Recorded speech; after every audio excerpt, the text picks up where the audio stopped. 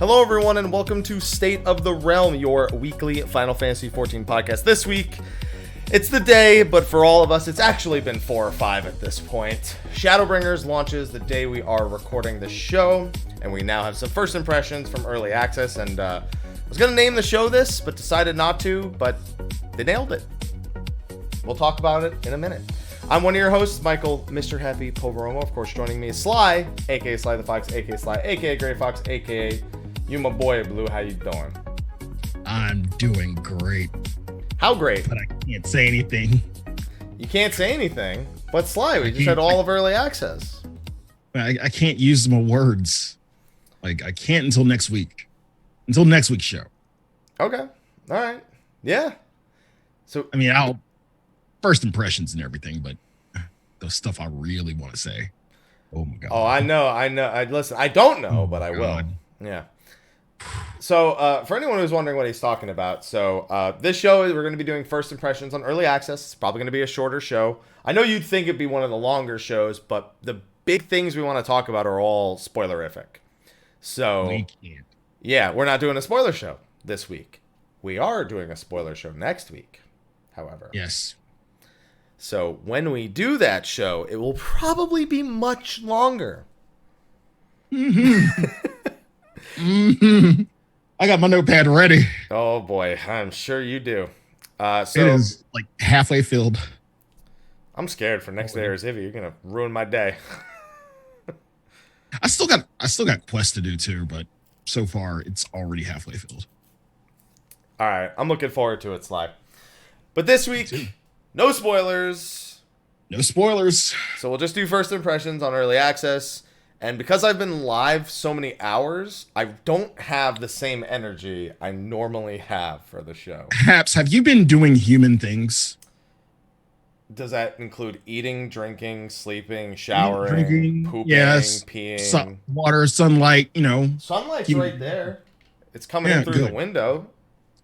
And before we get into anything, everybody watching, this isn't for the people who've been a part of Early Access. Part of you like probably already killed yourself getting to 80, didn't sleep, you know, had to get to 80 real fast and, you know, beat everybody, you know, it wasn't a race. For the people who are coming in today, do human things. Like, do not kill yourself. I know you're behind, people, because, you know, you came in past Early Access, and that's fine. It's not going anywhere. Take your time. Enjoy your food. Enjoy your food. Don't rush it. Now you get heartburn. But seriously, take care of yourselves. That too. Take care of yourselves. Don't overexert yourself. If you need to go to sleep, go to sleep. The game will be there when you wake up. Slyh, I went to sleep. Tequila's taking the night shifts. I know. It doesn't change, you know, the speaking into a camera thing for 15, 16 hours a day. Sleeping and then only doing that again. So, with that, I don't have much energy to do like shout outs and stuff like that. I can't even get through normal sentences. So what I will say is thank you to our sponsor, Steel Series, who has been sponsoring the channel. We will be starting up those monthly giveaways again soon. I don't have the time because of the 24/7 marathon on Twitch to set up the YouTube and the giveaway properly while also doing the Twitch stream. So those will start again next week. And as will the return of the Patreon sponsor shoutouts, because they've been awesome. And we have a few more of them that I don't think I mentioned. So we had we had Wayne, we had Kaze Highwind of Gilgamesh, we had Kareth Jarris. Oh no, never mind. That's somebody with. Oh wow, I got the same message twice, but with 2 different names. That's really weird. With 3 different names. Wow, that's strange. But we at least have to mention the new sponsor. Okay. Yes. Sounds good. So thank you. Thank you all. Yes. And I guess Patrons of Light, of course, Khuja Cross on Jenova and Kurenai Oni, who I have the images for, so I could always play those real quick. Bam. See, we had the AV one from last week, but it's all the same, so it's all good because that's Khuja Cross, and then you got Kurenai, which for some reason the image is real dark, but I think we're all real familiar with this image at this point. Enough looking at the fucking Crystal Tower from a distance at this point. All right, so thank you to our sponsors. Thank you. Slyh. Yes. They nailed it. They knocked it out of the fucking park. Slyh, what was the number one expectation everyone had going into early access? That jobs were going to be shit. That it wouldn't work. That early access was doomed to another... To be fair. Raubon. No. There wasn't a Raubon. There was just a DDoS, not to their fault, not to the fault of Square Enix. And again, 10 hours of the first day of early access and nothing happens. That is a fucking victory in my book. Whether it be from DDoS, whether it be from, design, 10 hours without, any errors, any lag, anything happening. That's a victory. I'm sorry. The only thing that people have had troubles with is like the occasional people disconnect sometimes. Whatever. Yeah. Every now and then. And there's a long queue for some servers. Mm-hmm. I could think of one or two in particular. One that I might be intimately familiar with. And it could also make it frustrating if you just like get off work, if you're one of the normal people who like got off work and like, yeah, I'm gonna go log in 2 hours later. Yeah, it could and making a character in North America for any player who's watching on Twitch and was like, I want to play. Game's like, here's the thing though. Have you met my friend Crystal? No, she's not a stripper. It's a data center. Well, depends on which server. But anyway. Yeah, exactly. Yeah. Well, none of the ones you were allowed to make characters on. But even Crystal's like doomed at this point. It's getting there. We're gonna need some servers ASAP by like next Tuesday. By Friday, we're gonna need some fucking servers added in on some of these data centers at this point. You have to like get in like super early in the morning, or it's like impossible to make a character. So pretty much. But anyone who was already playing hasn't really had many issues. Nope. I'm still shocked about that. I mean, they spent all this time preparing for it. Like, even in 4.0, they spent all this time preparing for it, and it paid off. Yeah. They made moves early. I don't know, dude.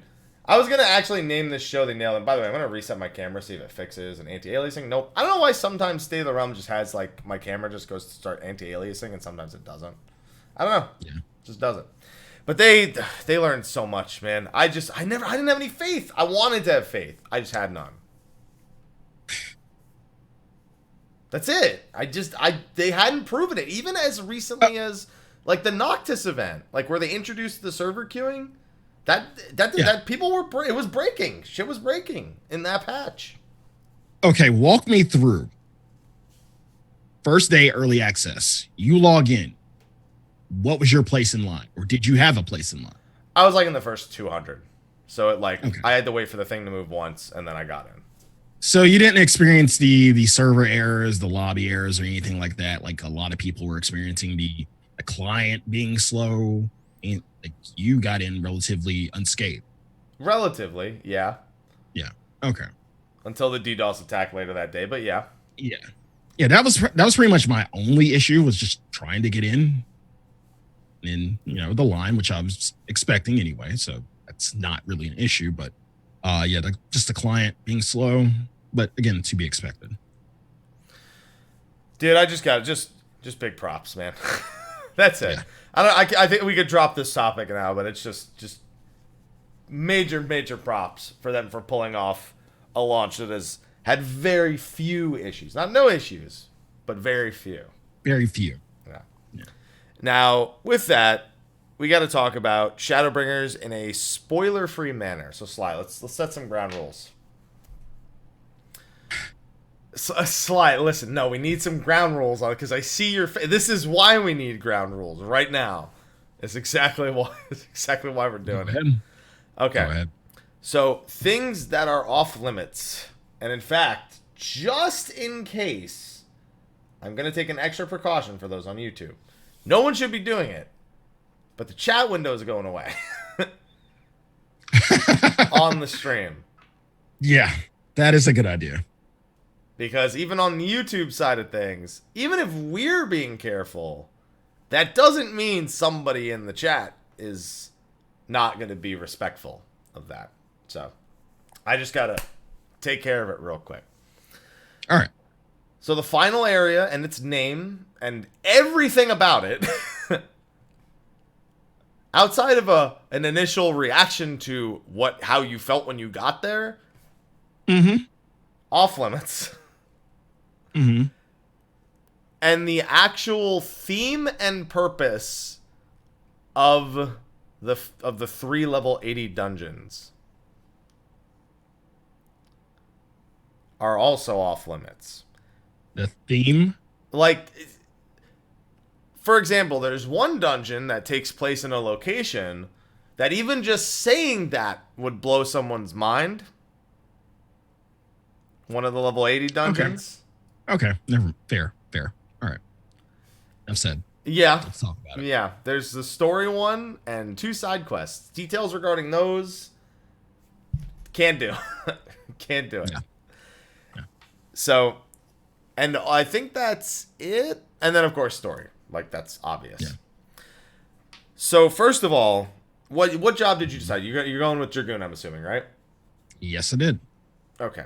How have you been enjoying the changes? Because Dragoon's been one of the jobs I've seen people kind of 50-50 on at this point. So I don't see why. I mean, I see why for a lot of people losing piercing. That was a quick 180. I don't see why. Yeah, it was a quick. For some people, it's like, well, we don't have piercing. Oh, really? That's what people took us some most of the time. Yeah. Like, trust me, dude. With what we got in not only the abilities, but the traits themselves. The traits, I think, are even bigger than the abilities themselves. The fact that you don't have to build up Blood of the Dragon to retain the time in Life of the Dragon is so good. You go into life, 30 seconds. Guaranteed 3 Nastrons. So good. And you can go into it any fucking time. You don't have to wait. Oh my God. And then AoE. If you were a goon who didn't AoE, first off, get the fuck out of my group. First of all, why do you have 2 Dragoons in your group? It happens. Okay. Secondly, why the fuck aren't you AoE? Now, AoE got so good. The AoE combo is just, like, I've said it before, even at the media tour, but the AoE combo is so good. I do have one complaint, and I didn't realize this till after the servers went live for Dragoon. Why doesn't Dragoon extend Disembowel with their AoE combo? All the other, like, Monk extends Twin Strikes and Samurai extends... I mean, to be fair, you didn't extend Heavy Thrust with your combo. Yeah, but I'm saying a lot of the other jobs had, like, that... Like, a lot of the other DPS jobs had that kind of feature added on. I get that it extends Blood of the Dragon, but... Right. I feel like it could do with the Disembowel continuation as well. Just because the other DPS have... I don't see why you wouldn't. When Monk continues Twin Strike, Samurai continues... the other... I mean, that would be great. I just don't see why not. Great if we could hold on to Disembowel the entire time. That'd be great. Sure. Like, who wouldn't want to hold on to that damage for, like, endlessly? But again, it works the same way as Heavy Thrust, so they probably figured that in. Yeah, maybe. They're the only job that has, I think, a 3-part AoE combo. So it might be why. It might be the consideration there. I'd like to hear why they didn't, or if it was intentional, unintentional, like, just didn't consider it. It's kind of like how I wonder why with Samurai, why they got rid of Hagakure and then gave it to Ninja, pretty much, in the equivalent of Meisui.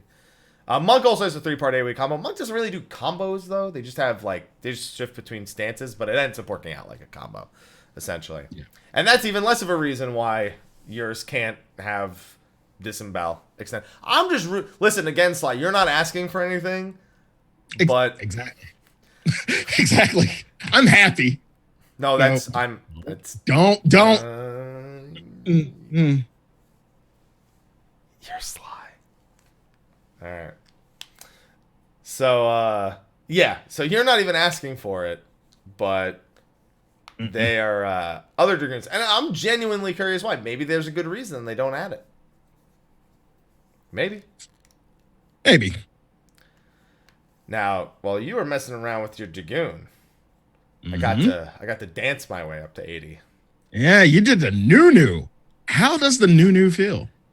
Dude, it's going to be intimidating for some people, but I'm hearing a lot of that. They nailed it.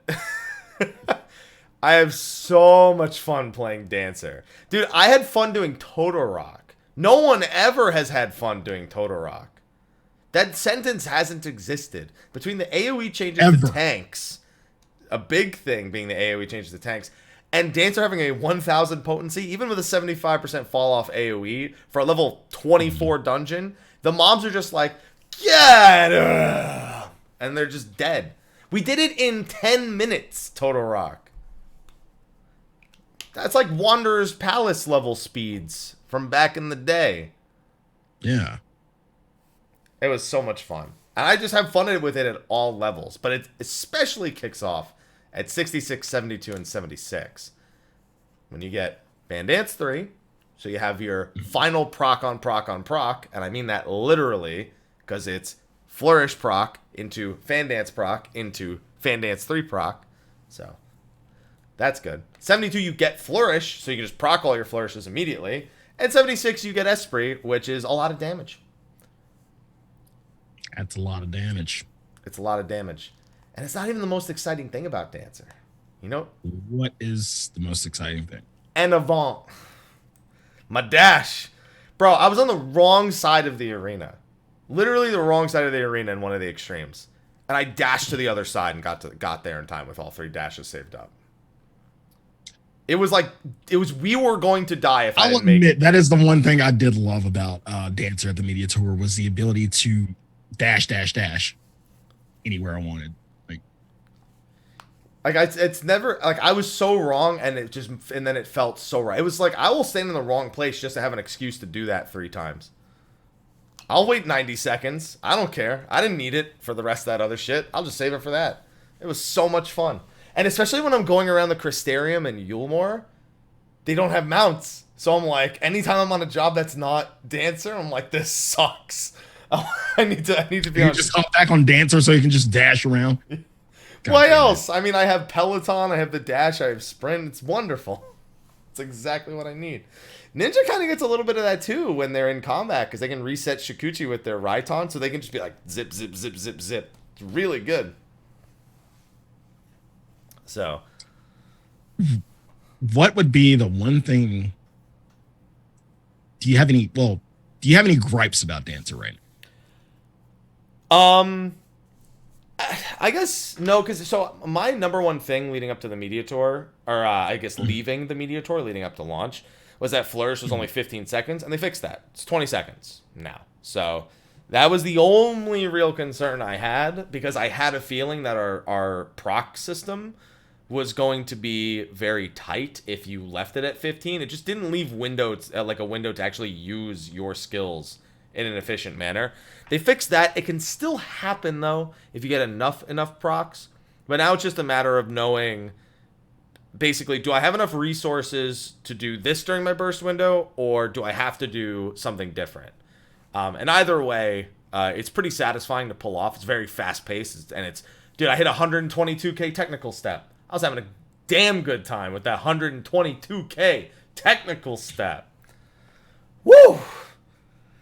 Oh, and to think Dancer is like the second lowest DPS right now in terms of personal DPS, but it so doesn't feel that way when you're playing because it just feels good.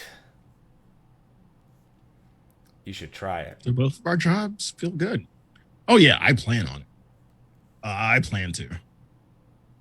Yeah, you fucking better. Make it a priority. I'm even doing Gunbreaker now. I'm at almost 77.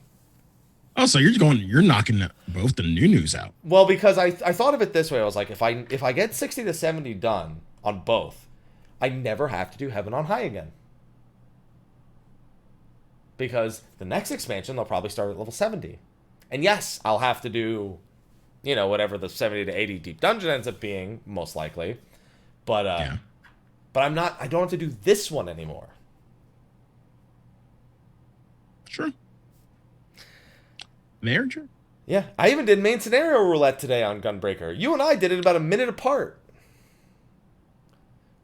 And you're like, why? I'm just here for tomes so I don't get fined. Like, it's good tomes. I wanted to die. The only solace I had is I had the frog helm on. So you were that boy. I'm that boy. I'm that boy, all right. Yeah, you that boy. There's a lot of great scenes with that in cutscenes. That's it. Got that from one of the super fates. A lot of people have been asking me where I got the frog head. One of the super fates. Like the Ixion style fates. Not Ixion, but like those style fates. Those style fates. Yeah. Yeah, and that's another thing. I'm setting aside a day to just do fates in each zone. To max out the gemstone traders in each zone, because I didn't really do fates. I did like wherever I was. Now if I was on like a quest or something and like it was just next to me, I did a fate there. But like to actually go out and, you know, seek fates, I didn't do that. So I'm probably going to take a day like leveling a new job to just do nothing but fates and get it all maxed out in every zone. You know how many fates it is total? 66 per zone. Yeah. 396 total. Yeah. Yeah. You ready for that? Yeah. I got snacks. You got snacks? Better be a job you really like. That's all I gotta say. Better be a job you really, really like. What else about jobs? So I don't know how much you've been hearing about some of the other jobs and their performance, but Bard's doing incredible. Like, absurd. Like, people are saying it's gonna get nerfed. Because it's like, not at the same level as Black Mage, but not that far. Yeah, it's not that far. It's really good. Mal is loving it. My mod who I run shit with, like, he is loving it. I'm glad to see Bards doing real good, but I remember in patch 3.4, the last time Bards were that good, and then the nerfs. Yeah, well, not even nerfs. Then Stormblood came out, and they were balanced a lot more.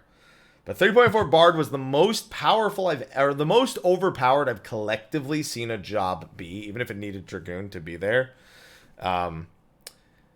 Maybe up for contention right now of Bard in 5.0 at initial launch, maybe taking that spot. Between their AoE with Quick Knock being ridiculous and their single target being amazing, everyone's busy talking about their 122k technical steps and their triple infuriate and end inner release, openers and Bard's still just like, listen, watch this. Watch me go. I can't wait to level that. That's probably going to be the 4th job that I level is Bard. Okay.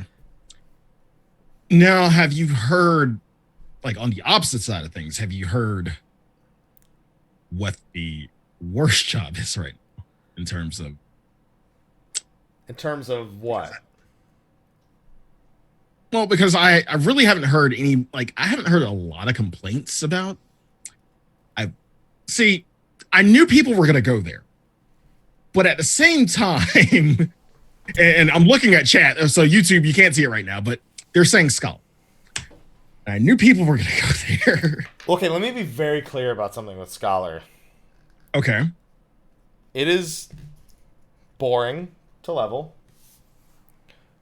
and way too good at healing.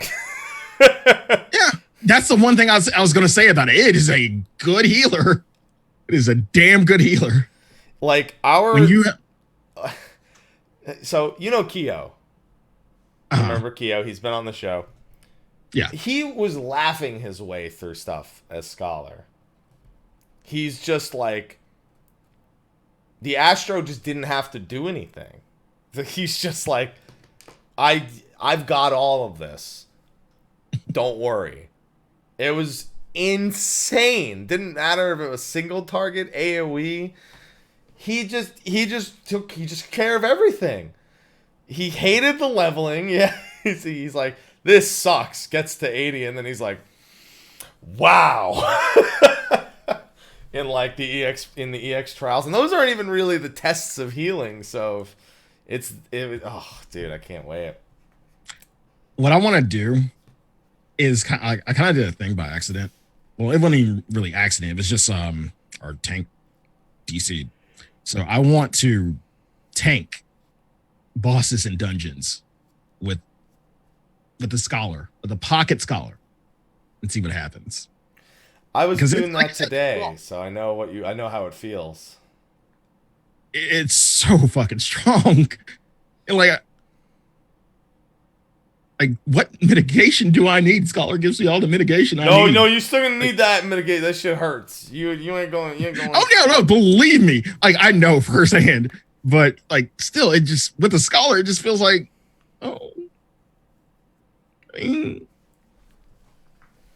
I kind of miss Keen Flurry, but I'm glad you're here. Thank you. I miss Keen. Stop missing Keen Flurry. Stop. Why wouldn't I? Like it gives us the ability to do bullshit like tank. Stop. No. It's done. It's gone. No. You don't get to keep complaining about Keen Flurry when scholars don't have energy drain. We can't live in that world right now. They don't want you to live in that world. I just lost that shit. We lost Keen Flurry for God knows how long. Listen. No, we all know exactly how long. He's not the only one who knows. We all know. That's it. I know. So, yeah, healers are... White Mage is doing really good in terms of, like, funness. White Mage has always been fun, and I'm really looking forward to leveling White Mage. That probably will be the next one. I'm gonna start leveling it tomorrow.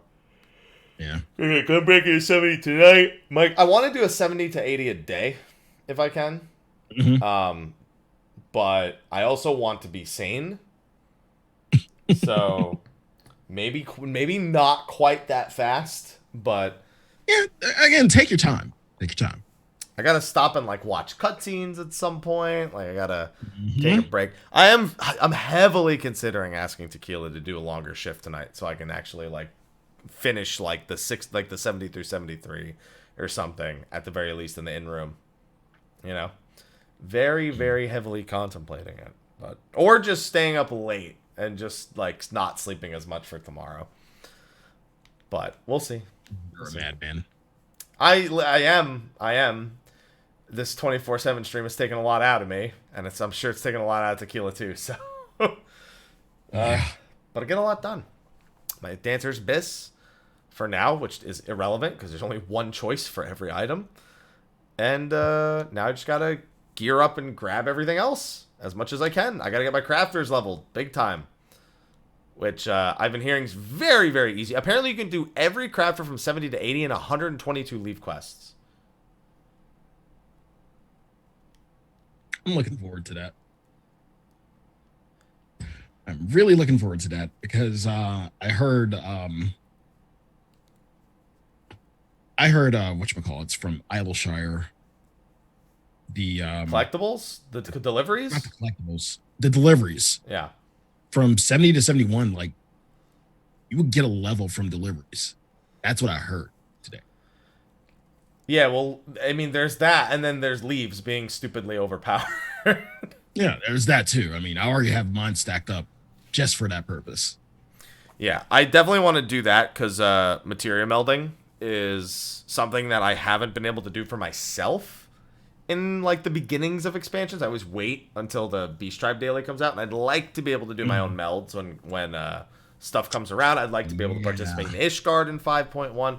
I feel like I'm more than ever I'm losing out by not like doing anything but waiting to level my crafters. I feel now more than ever I'm losing out. Well, in all fairness, in terms of repair, I didn't really have like all my crafters are set. Yeah. So in terms of repair, I don't have to worry about anything right now. Same. But like once we get, start getting gear and everything, and it'll require, I think it will require higher level. No, it won't require a higher level till the level cap gets raised again. Just for repairing. Yeah, no, you're good. You're good for repairing. If that's all you wanted, you good. But you just can't meld. Melding, no. Melding you need to be leveled for. I want to make shit. Like so. Yeah, I'm definitely gonna level my crafters. And I actually am curious about some of the crystalline means stuff, like the facets of forging and whatnot. Like, I'm curious. I just want to experience it. I want to experience a lot more of Shadowbringers early than I did with Stormblood early, where I did what I'm kind of doing now and didn't branch out and do any of the other stuff. Okay. One thing I did want to ask you. Yeah?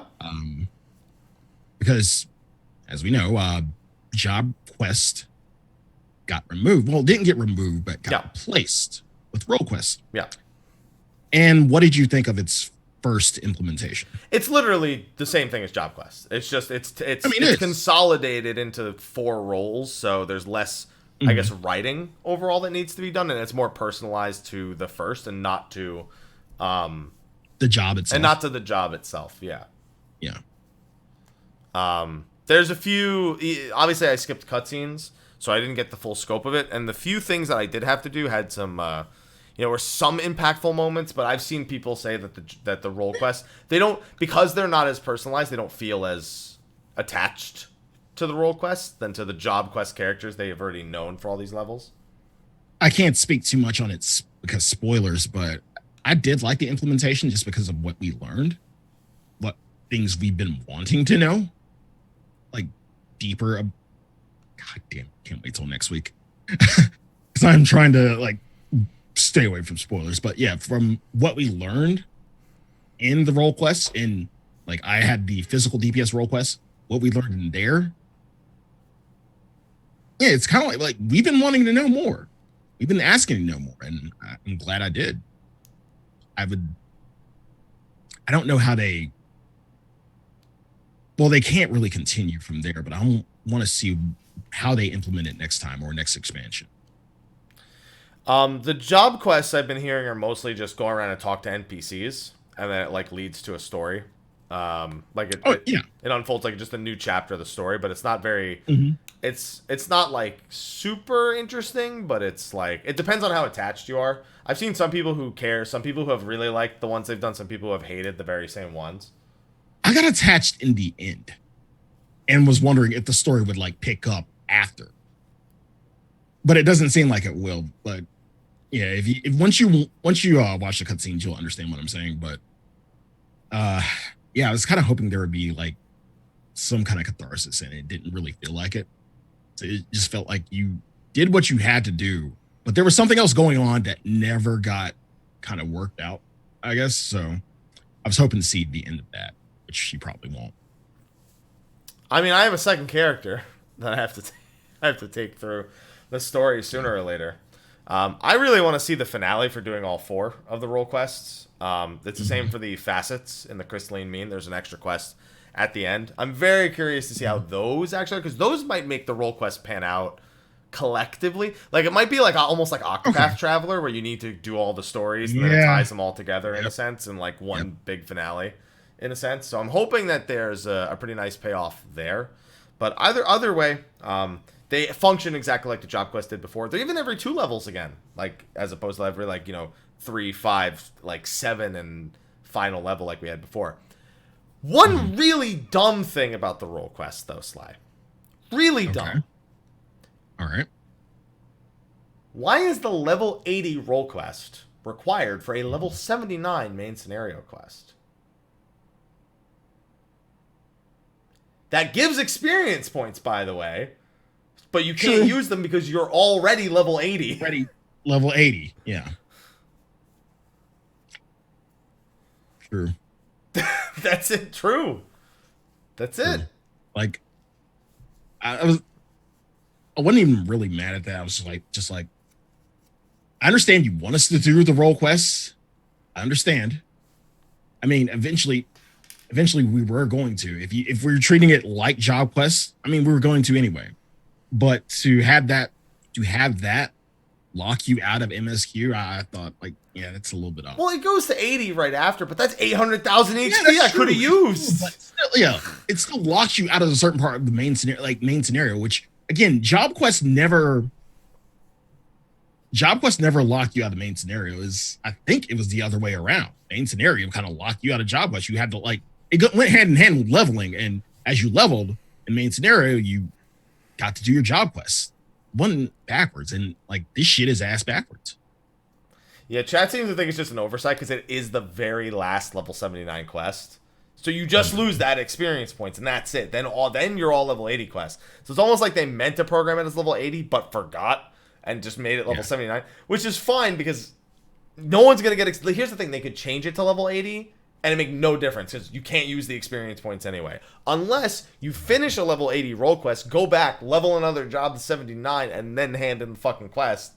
And then I don't even know if that'll work because you might need the role quest for the role that you just talked to the NPC for. So you may not work even in that case. So I don't even know. Probably not. You're probably fine. I think you just need the one completed no matter what. But still. Don't do that. Don't do what I just suggested. You drive yourself crazy. Okay. So next up we have the actual areas. Now, when we were seeing all the previews of the areas, we could at least to some degree judge what area. So for those who don't know, areas in the first, other than the final area, are based off of areas on the source. So you can usually directly equate them to one another. And I didn't really, I could piece it together from, the pictures and the previews they were showing, but it made way more sense to me when I was actually going through the areas. When you were actually there. Yes. So, the 5 areas that we can compare are Amarang, which is Thanelin. Yep. Colusia, which is Lenosha. Yep. Lakeland, which is Mordona, if I'm not mistaken. The Raktica Greatwood, which is the Black Shroud, and Ilmeg. Now, I've seen people. I think Ilmeg is pre-Snow Korthus. I think is the direct comparison it's supposed to be. Some people compare it to the Hinterlands, and it does remind me more of the Hinterlands. Yeah, I get more of a Hinterlands vibe than Korthus because it's just open fields, open greenery. Yeah, but I mean, so as someone who played 1.0, I remember pre-Snow Korthus. Okay. And it is very akin to that, but it's way more open than pre-Snow Korthus was. So it really does remind me more of the Hinterlands, but it is based off. I think they even said it in a live letter that it was based off of a pre-Snow Korthus. Okay. So there you go. But regardless, the last area we can't talk about, but not much to compare there because that area is going to blow your fucking minds when you get there. All right. Shit. I didn't even watch the cutscenes and it blew my fucking mind. You didn't have to. Once you I can just imagine you just skipping through cutscenes and then you see what you see and you're like, what the fuck? Wait, what? Yeah, I have to go back and watch your reaction just getting. I won't name the jokes I made here, but there's some jokes I made when I got there. Okay. But there's a very good dude. Even I went to check my achievements to see things, and even though I've unlocked it, the achievement still reads ? The one for reaching rank 3 with the shared fates system. Yeah, it says it won't name it. It won't even name the achievement for getting all of them, all of the rank 3 shared fates in every zone, just because it apparently has spoilers towards that. I think it's because the description has the name of the zone, so it's still blanked out by default. So. Yeah. Oh, man. But these areas, they make me not hate the original ones. Not because these ones are bad, but because I just treat these like they are those areas. None of them were that bad to navigate. There's only 1 or 2, decisions they made, and it's in the 2 zones that are split in half. That can be a little confusing. Yeah, I wasn't a big fan of that. I was thinking that we were kind of moving away from that, but when you kind of choose which zone you go to first, and then you see as you go to look for your Aether Currents, you probably see well, fuck, there's a part 2. Thought we got away from this, and even though a couple of the zones did get away from it, a couple of the zones were wide open. I was just hoping they would all the way remove that. And especially the last area. The last area. Yeah, you had some elevation issues in there? Yes. I fucking hated it because it reminded me of the locks. It's funny because there's one ether current in the last zone that is very much like one of the ones from the locks. It is very similar where you have to go around and it's just like maybe not even 5 feet, like maybe 3 feet above you, and you just can't jump that high. It's fucking stupid. Ether currents weren't that bad other than that one, though. I can't really think of a zone where the ether currents were that annoying. Especially, generally getting around, even with areas like the one you just named, or the one you just mentioned. With the new quest markers pointing up and down, I almost never got lost. There's only one point where it kept pointing down. That. Yes, and one in the Raktica Greatwood, I was almost on top of it, and it still said it was down, so it confused me a little bit. But that's it. That was like the only one kerfluffle I had, pretty much, when it came to that. So it's just the ether currents weren't that bad. I didn't have any concern with them outside of that one that reminded me of the locks. That one guy, they asked that guy sits in the side room. He's like drawing skirts for the game. And they're like, hey, you like to place ether currents, right? Where should we put this last one?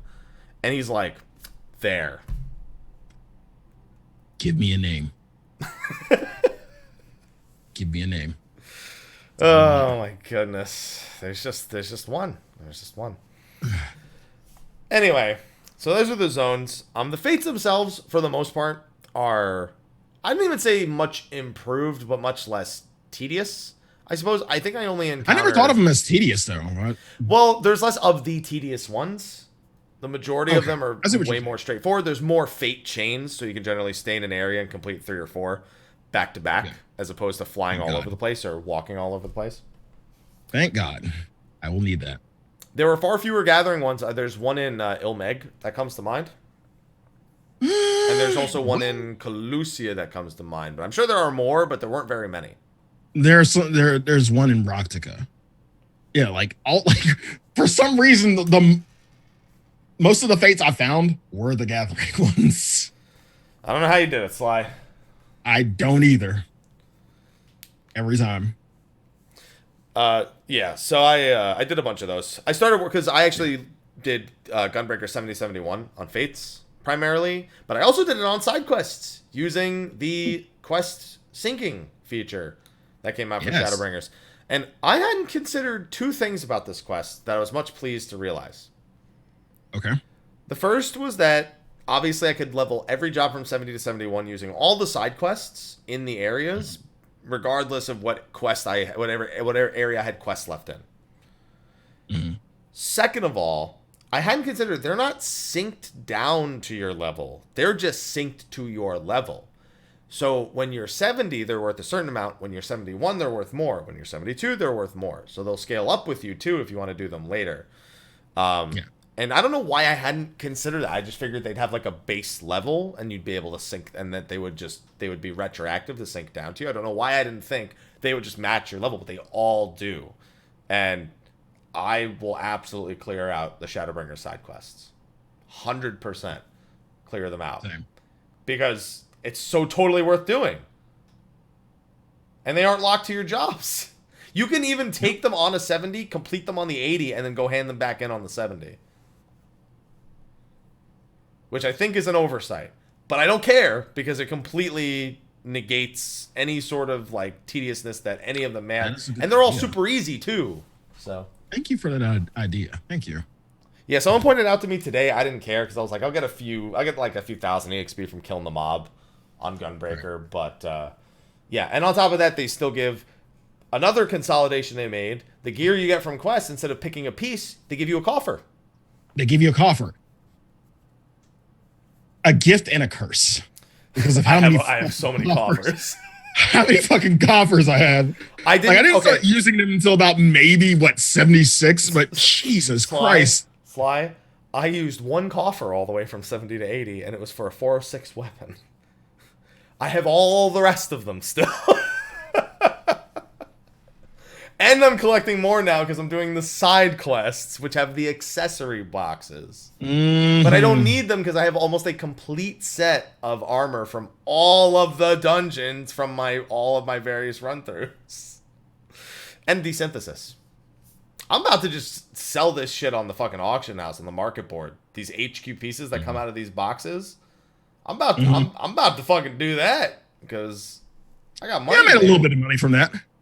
Apparently, some of them even have leave quest items for the turn-ins for the crafters because they need specific armor pieces sometimes. Well then, there's just everything makes so much more sense, or at least even if it doesn't, or it doesn't like seem intentional, it works in such a beneficial way to the player that I can't be mad. That's it. I just can't be mad. It's so good. Again, they knocked it out of the park. On top of that, I'm of course enjoying hunts because I got 3 instances worth of A ranks and I never have to stop if I don't want to. And they give both grade 7 and grade 8 materia. Or they have a chance of dropping both. I think 8s always give 7s, but I'm sorry, A ranks always give 7s, but they have a chance of dropping 8s. I don't remember if it's 50-50 for both. And you can buy them with nuts, which by default cap at 4,000. First off, before you go on, what did you think of that? It's a reference to a Final Fantasy game. Is the messed up thing. Tactics Advance. But Koji had a little too much fun. Koji had way too much fun in this fucking expansion. Yeah, did you see the fate right outside of Amarang's camp? Pray destroy the waking sands? Yep. Yeah, he definitely had a lot of fun. He had too much fun. Yeah. And it only gets better. That's not even the best one. There's so many good ones. Dude, all of the ones in Ilmeg have Foth in them. May the Foth be with you. Breaking Foth. It's just constantly oh my god. Ilmeg's is like the most I couldn't with you, Koji. I just couldn't with you. Ilmeg is probably the only place where I've kind of knocked out all the side quests. That was like, to me, I had to. I felt like I had to from a lore standpoint. There's Mord of the Rings, breaking the fourth wall. It's so fun. It's good. It's a lot of humor, a lot of good times. Yeah. So, all of that, on top of that, the hunts, I do have a gripe. Okay. That radar thing is bullshit. It is. You have to be in fucking spitting distance for it to fucking work. Yeah, it doesn't in any way help you. All it does is make it so that if you fly past it and you don't see it, that it'll let you know. Go back this way. You could have told me this shit like a few yalms out. Dude, it's as useful as when Donald and Goofy try to tell me there's ingredients nearby. It's as useful as that. S ranks is great, it lets you know when there's zone, but the B rank one is terrible. Yeah. This looks like a fine place to shut up! Shut up! Shut up, Goofy! Lucky emblem. Yeah. There might be a lucky emblem here. Bitch, where? You know, the very last emblem, I was looking at it for like 5 seconds, and then he fucking... Oh, I had those. Yeah. I remember some of those. I'm like, bitch, where? Oh. I hate you, game. Yeah. I remember those fun times. Yeah, I wouldn't mind like an ether compass for B ranks, as Chad is saying right now, an equivalent. Yeah, that would be a good thing. Retune the fucking thing, please. Because, I mean, it just sits there for fucking 2 years after I'm done using it the first time. Mm-hmm. But other than that, I can buy grade 7, grade 8 materia with my nuts. I've got daily nuts, weekly nuts. I can level with my nuts. I can save my nuts. I can just do whatever I want with my nuts. My sacks of nuts. I can just grind nuts all day. Thank you, Koji. He knew. Yeah, he asked for this. Listen, ever since Year of the Cock, we knew. Cock. I know. I know where you're going. Yeah. That was when he was like, how much can I get away with? And the answer is... Found out, and we found out. Anything. Nuts. I'm just going to ask people. I just keep asking people if they'd like to pet my cock to celebrate, and they keep giving me these weird looks. Yeah. Yeah. Anyway. Next up on the list are the dungeons. There's only a couple of parts that I'm not a super big fan of, but otherwise love them through and through. Same. You know how... Well, the only thing I can really compare it to is that feeling after, like, playing, for me, P3, P4, and then you get the P5 and you see what they did with the dungeons there. And I'm like, are you serious? You can get away with this shit? Yeah, the stuff they did in dungeons in Shadowbringers is crazy. Yeah, they're not really that much harder, but they're far more visually appealing in every single way. Agreed. Without, of course, spoiling anything. Although, I don't really... it doesn't really matter, even if I wanted to. The only real dungeons that have spoiler bosses are the experts, I feel. Mm-hmm. But either way... I don't want to talk about those. Holy shit. I mean, we can talk about... We just can't spoil anything. We can give a reaction to them. We just can't say what they are yet. Oh my God. Listen, we got some good news, though. We, you know what? I'm not even going to say it. We'll talk about it next time. No. Use your words. Use your outside voice. Because here's the thing. No. It's not a spoiler for the story. It's not a spoiler for the boss. It's not a spoiler for the dungeon name. Uh-huh. But someone's going to get upset at me if I say the thing I'm going to say. Say it. At least we know that remix from the job action video is not in PvP. I'll just put it that way. Because that was my number one fear. That's it. Yep. As long as it's not there, we should be fine. But realistically, we could talk in more detail about the first 4 dungeons. They did show 4 of the dungeons in the dungeon tour video. I just think it's hard to go into detail, especially the first one in particular is very hard to talk about because of certain what the theme of the enemies is there is very much a spoiler. Don Meg, not so much. Like there's not really much to say about the enemies there. And besides the media, a lot of people have seen it. Yeah, the media tour had full information. A lot of people knew about it in advance. The level 65 dungeon was the first dungeon that had trash I didn't like 75? fighting. 75. I can't break that habit. 65 dungeon I hate because of the second boss. Fuck you, Bardem. But the 75 dungeon, it was the first dungeon that had trash I didn't like fight. Actually, no, that's not entirely true. The first dungeon has a mob that casts slows on the tank. And having just done Gunbreaker there, kill me. Kill me. And only the tank has to deal with that attack. But, okay, that was the first enemy I hated tanking.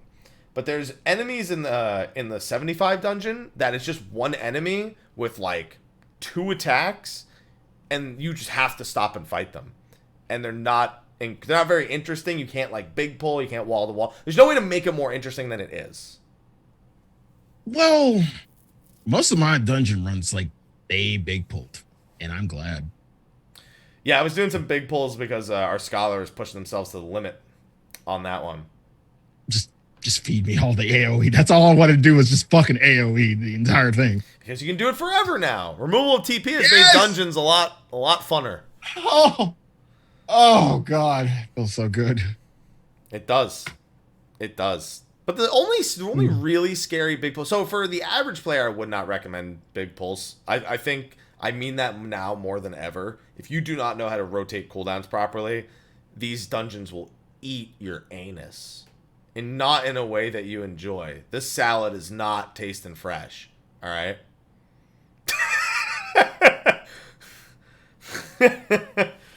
So, definitely don't recommend your average person who isn't very comfortable tanking to big pull those. But if you do, they are so satisfying. So satisfying to AoE. And really, I think the 75 dungeon was where I feel like it got a lot more involved in terms of just, actual dungeon mechanics, which is something we don't really talk about, like mechanics within the pulls in the dungeon itself. Got a lot more intuitive and a lot more involved. The first two, but as you got on in level, they got more involved and a lot more aesthetically pleasing. Yeah. From there on, it's just nothing but beauty. Yeah. I don't really know what else to add to that. He's just right. That's it. He's just right. And then, of course, the fucking music. Oh my God. Soken is just showing off at this point. I mean, the man's got some accolades under his belt, so you're not wrong about that. One thing I will say, and chat brought it up, 79 Dungeon, I had some visual issues with. It was a little hard to see some AoEs. I know what you're talking about. Okay. Yeah, I can give you that.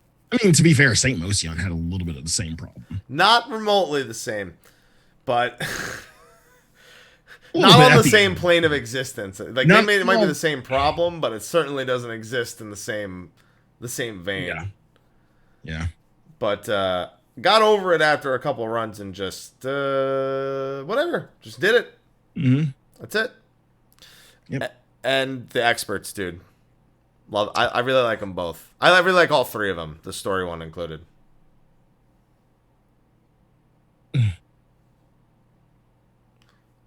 He's just thinking. He's like, I want to say so many things. I really do.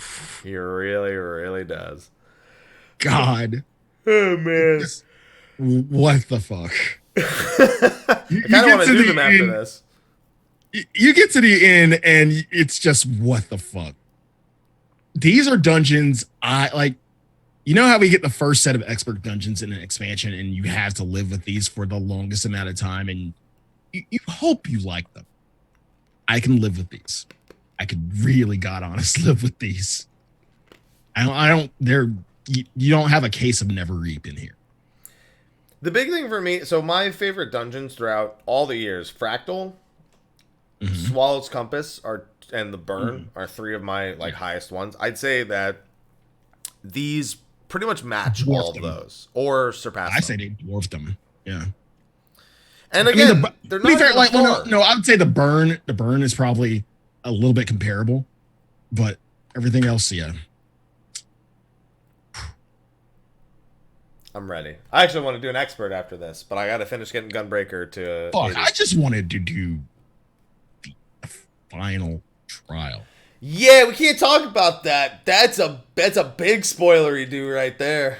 That's a big, but God. Even talking about one of the trials we already know. So we've known about two of the other trials for ages. So it's not off limits to mention Titania or Titania, whatever the fuck the pronunciation, and Innocence, which we've known about them. Anyone who has been paying attention to the progression of the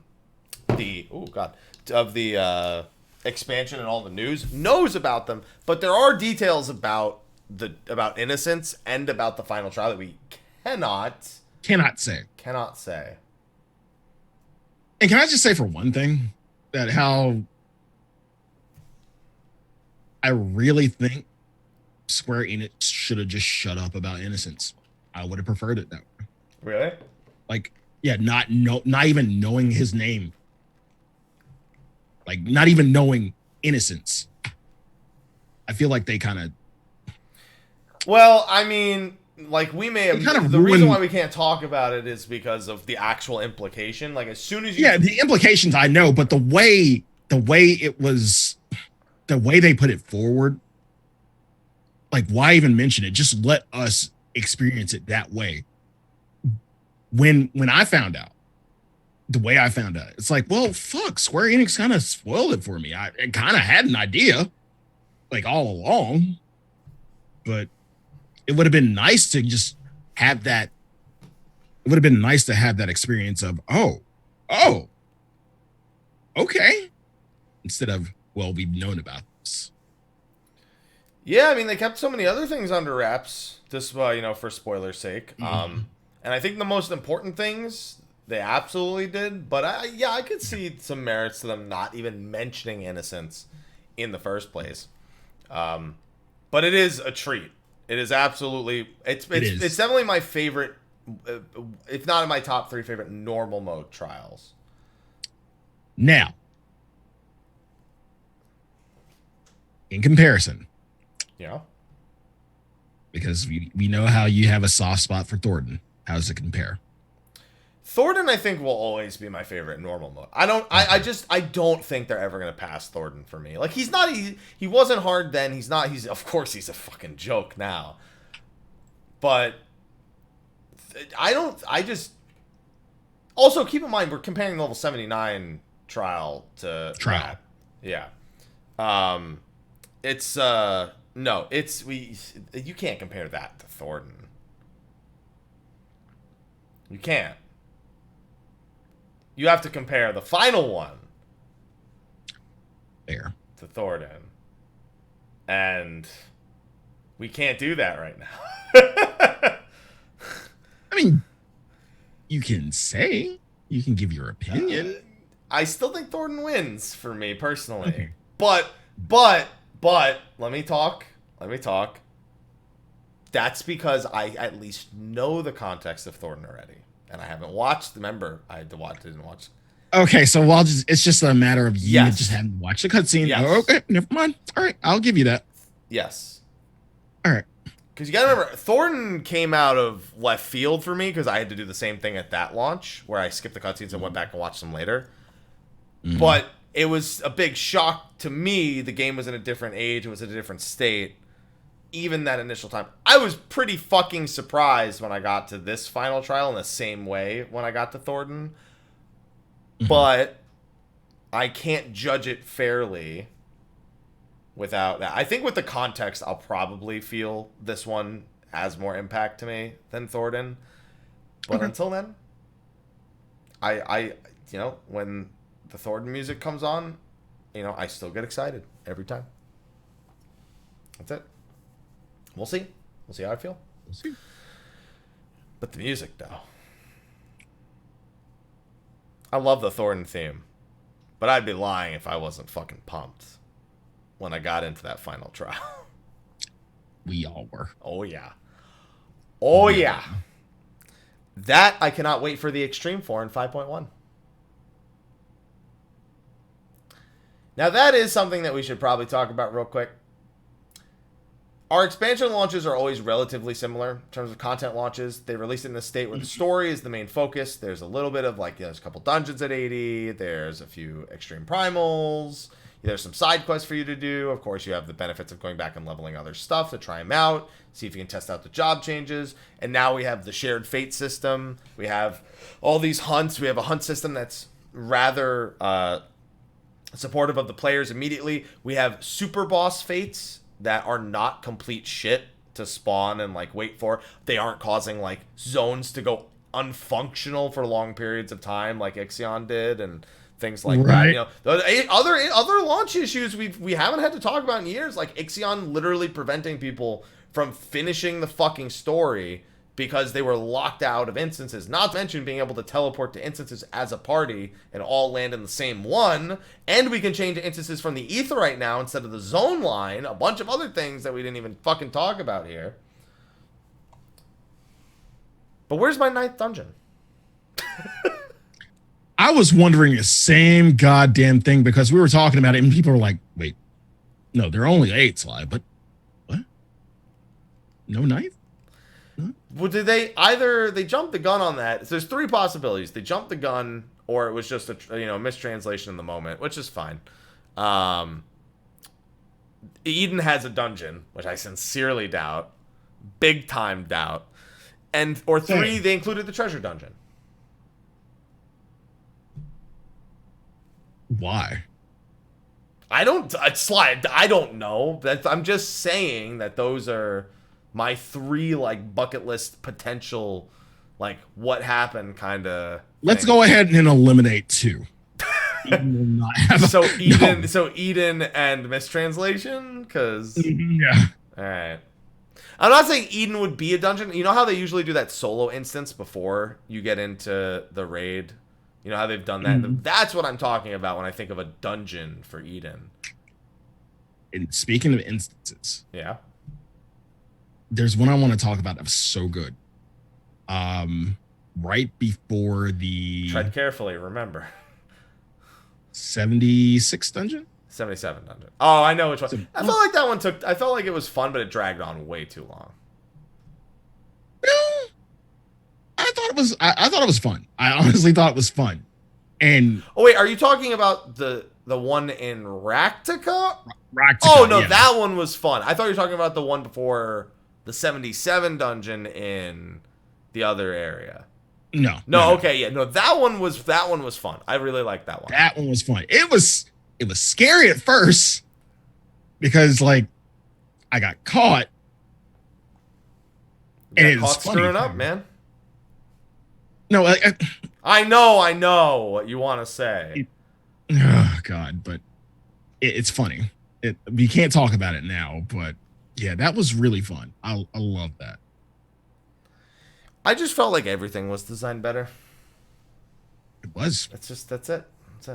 Yeah, talking Morse code. Yeah, we're talking in like super secret Morse code languages that you guys can't. So that way you guys, only those who know can discern. Man. Let's see. So there's the dungeons, the trials. You haven't done the extremes yet. I'm not yet. No. You won't have any issues with them. They're very forgivable. They're very approachable. I don't think they're necessarily any easier than the previous, like, two primals we've had on launch. I feel like it's really hard to judge because Heavensward, the game was still very, very young. The hardest extreme primals on launch will always be the A Realm Reborn ones, which came in 2.1, not in 2.0. And then people would go back and argue about Titan Hard Mode back in the day and say, well, that was our equivalent. But Ravana and Bismarck was stupid fucking easy. Ravana was not super hard, but people weren't. Frankly, until after Gordius, like the average skill level wasn't that high, and a lot of the job changes in Heavensward, I think, weren't necessarily less jarring than they are now, or weren't more jarring, but the game's combat was in a very different state back then. Yeah. So Ravana was not a knockout of the park instantly.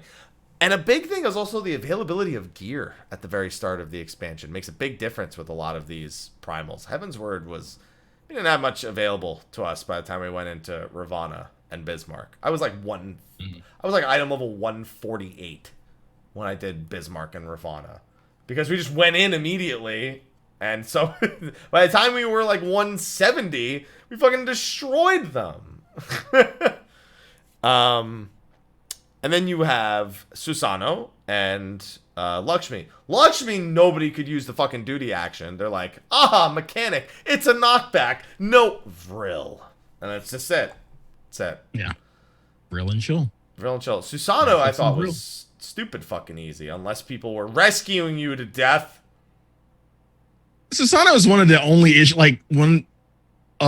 only trials that gets more difficult in just hard mode. Not extreme. It works ass backwards. People have more of a rough time in hard mode than they do in extreme. Extreme goes so well. Hard mode, the fuck do I do? That happens on like most hard. Like when you go back and do some of the hard modes, now it's so funny how you're just like, oh yeah, of course I know that. Susanoo's probably the only one for me. It's pretty fun. Yeah, because then the balls just start firing everywhere, and you're like, I thought these line AoEs had like a pattern or something. I don't. Nope, they're just like. constantly.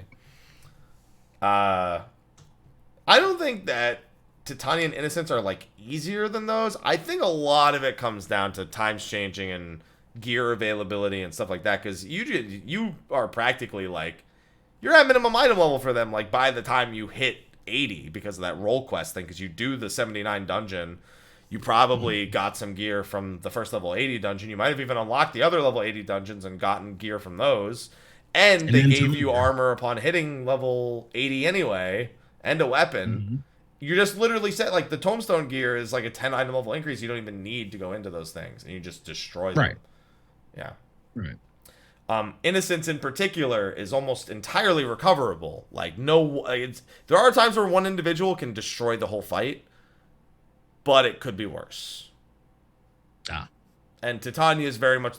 Titania you're more likely to wipe on, because there's a mechanic that if somebody screws it up, you're doomed. That's it. The odds of you getting out of that alive are like nil. So it's but they're very safely party finderable, very safely approachable, and no one should be afraid of them. All right. There you go. But they are a lot of fun, and the theme for Innocence is awesome. It is. Unless it changes in EX, which it doesn't. No, it doesn't. Okay, so yeah. Yeah. It's a really good theme. That's why my dancer is a busy boy now. I saw some crazy numbers doing some of those. Dude, I had a bard doing 11K in Titania.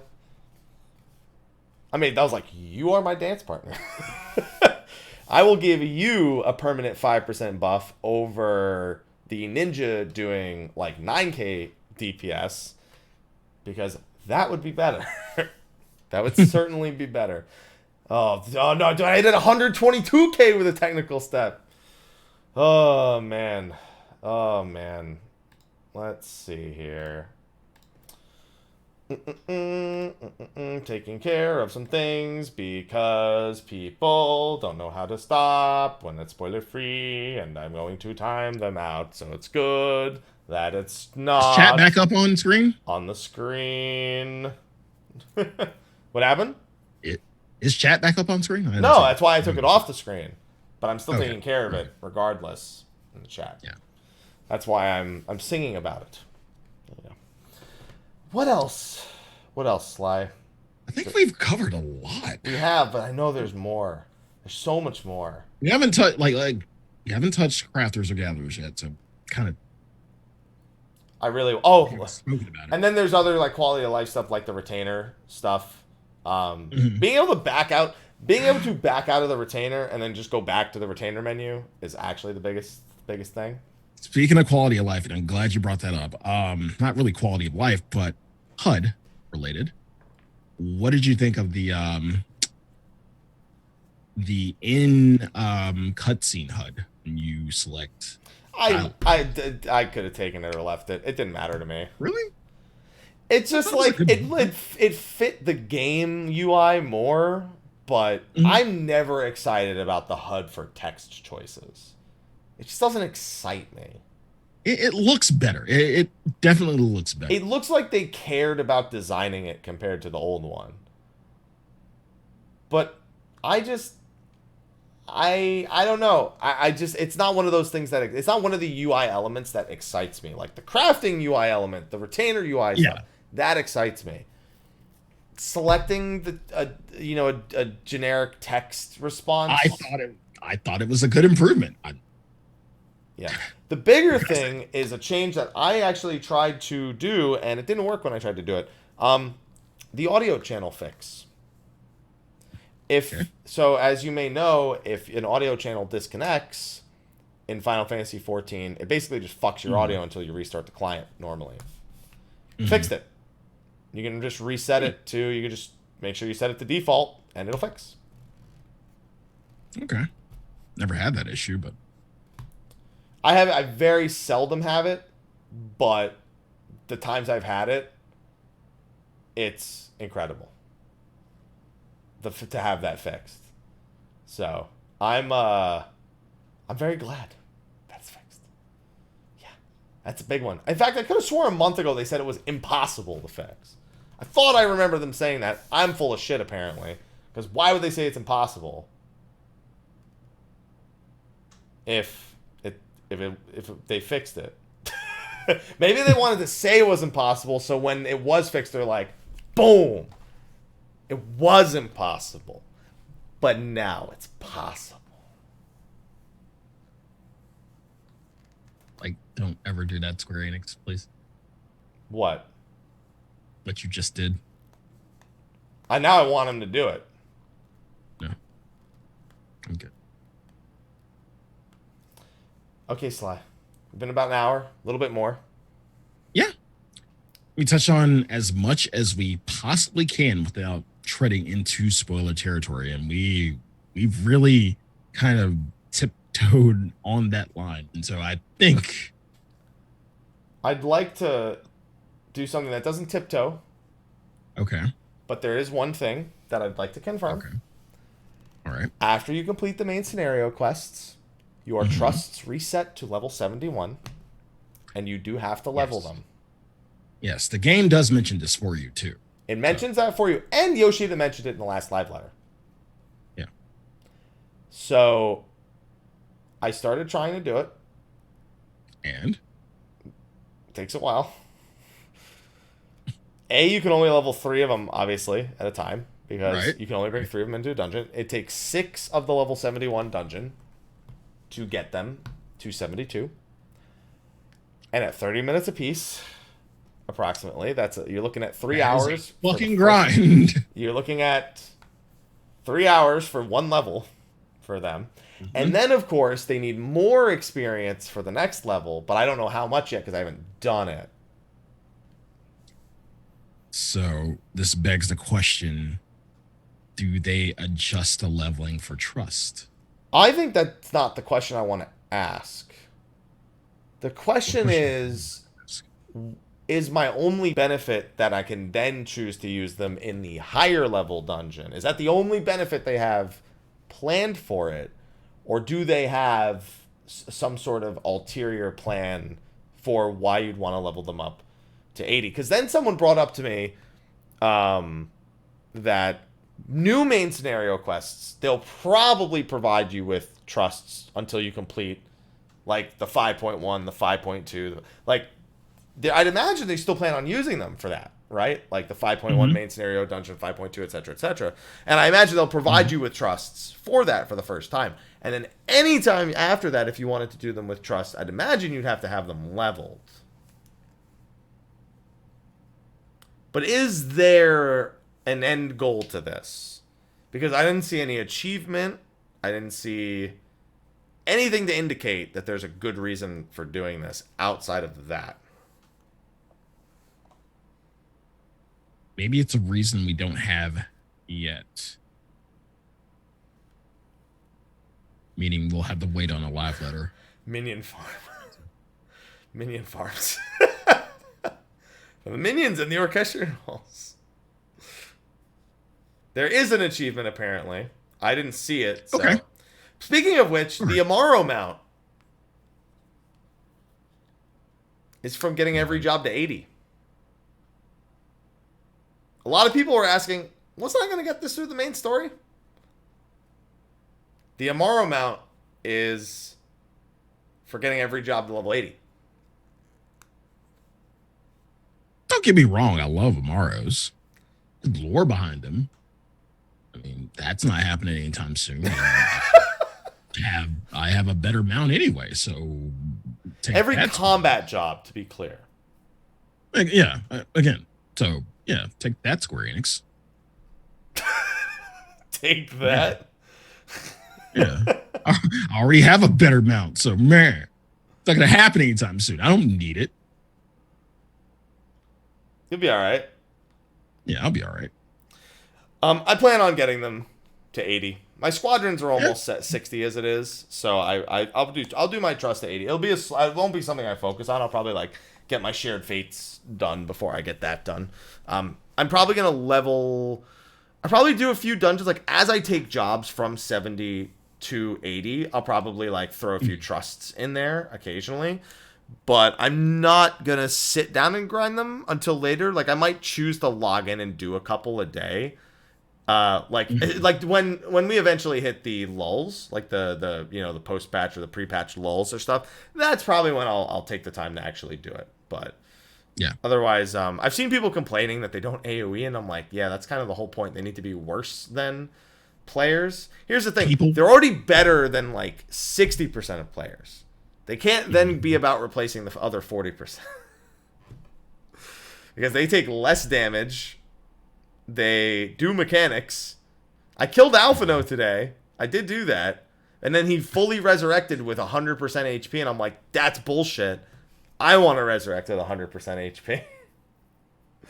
So, I just... they can't be better than players. If they AoE, they're gonna just outright replace players. Yeah. That's the bottom line. And that shit's not gonna fly. So...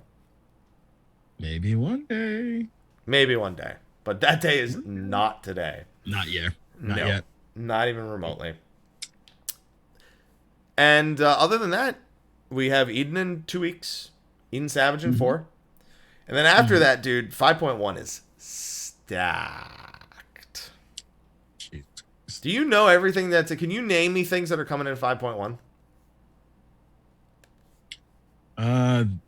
The other EX. The other. I like it. Yes. Yeah, the other EX. That's how to mention it. Eden. No. Eden's not 5.1. Eden's in 4. No, sorry. Not Eden. Ultimate? Ishgard. Okay. What else? What else was there? There's so many things. Like, you haven't even scratched the fucking surface. Yorha. Yeah. Still not looking forward to that. What else? Wasn't New Game Plus? New Game Plus. That's 4.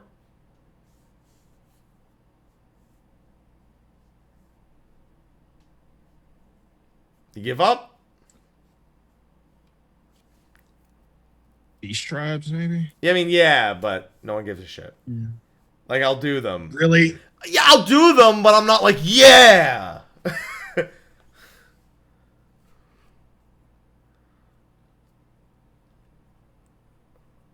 don't get Ultimate, do we?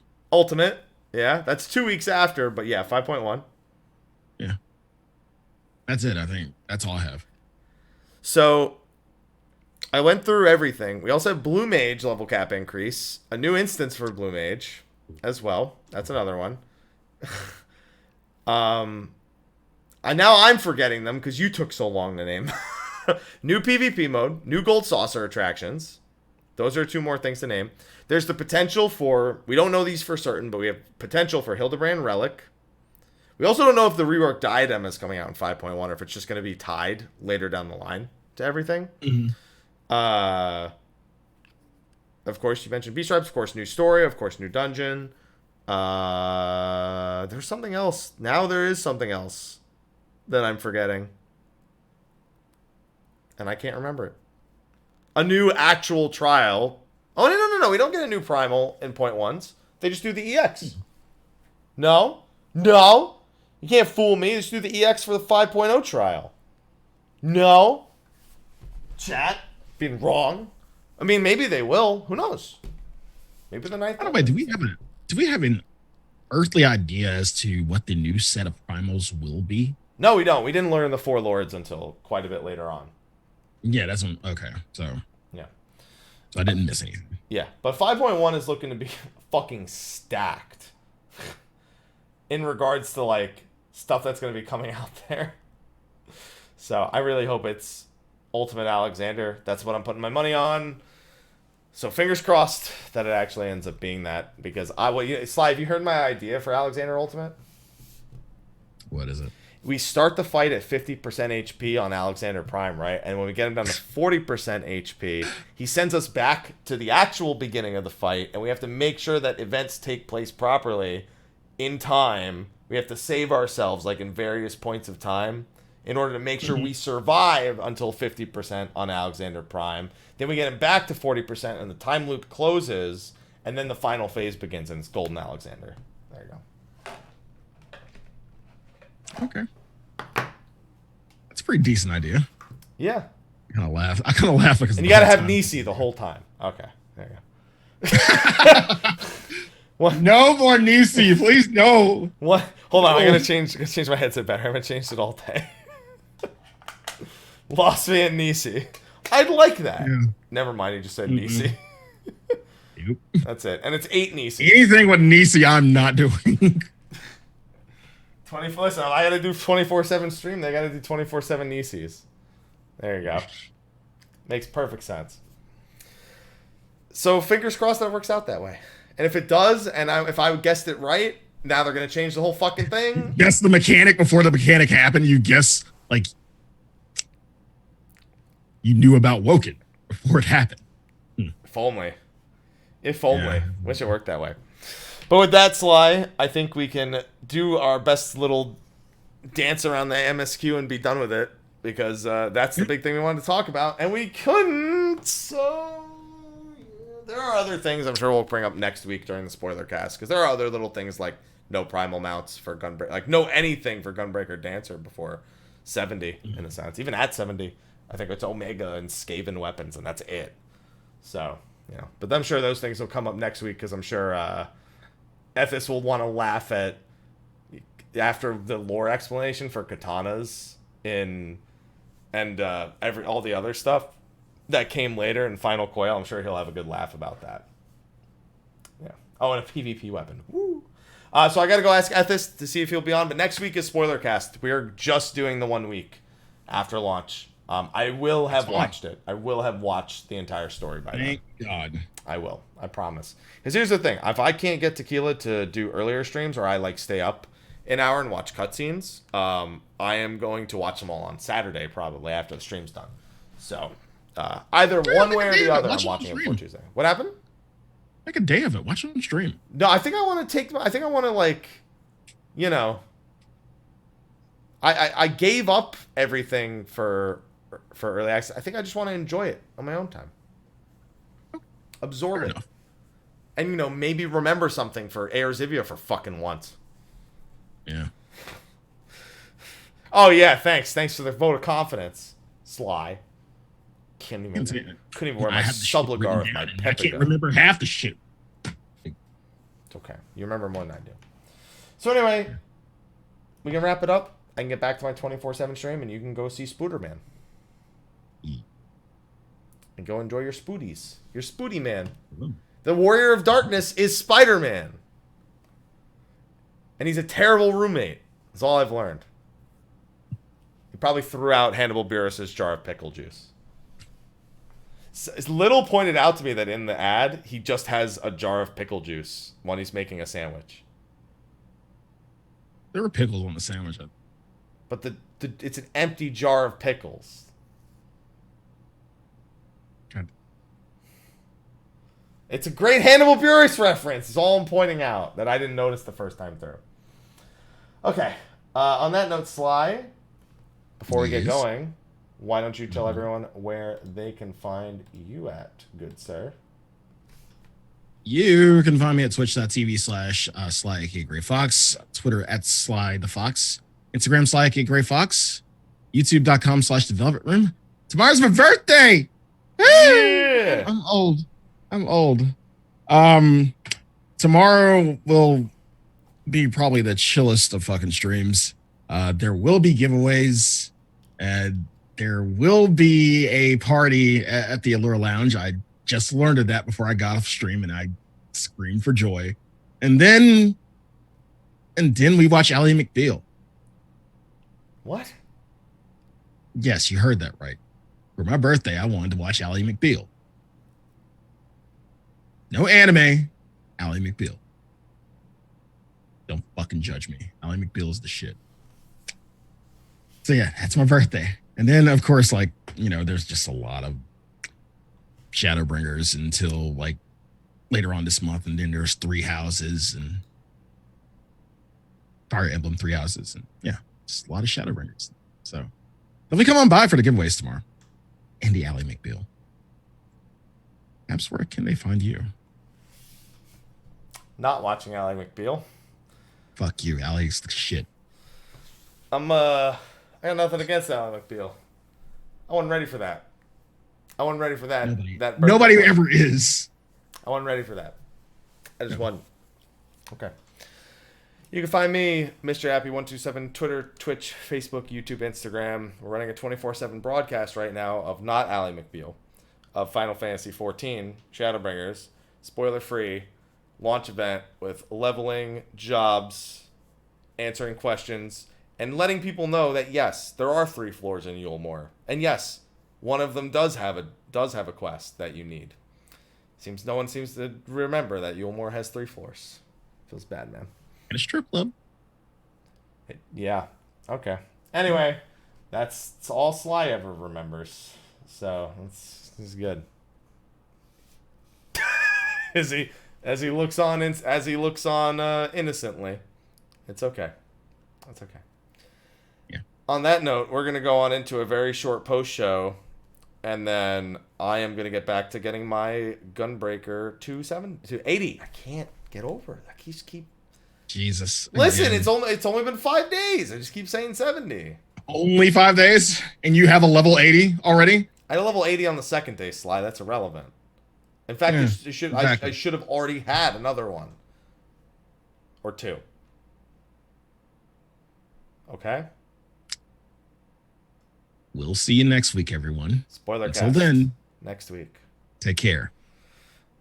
And enjoy your Spoodermans and your Shadowbringers and Bringer of Shadows and all that other good shit. So, by the way, just because I've been live for 24/7, because we're going to the outro right now, the outro still has Mary on it. I didn't have the time to fucking change it. It's just, that's what it's going to have. It's not going to have chat on it either. So, we'll see you next week. Next week.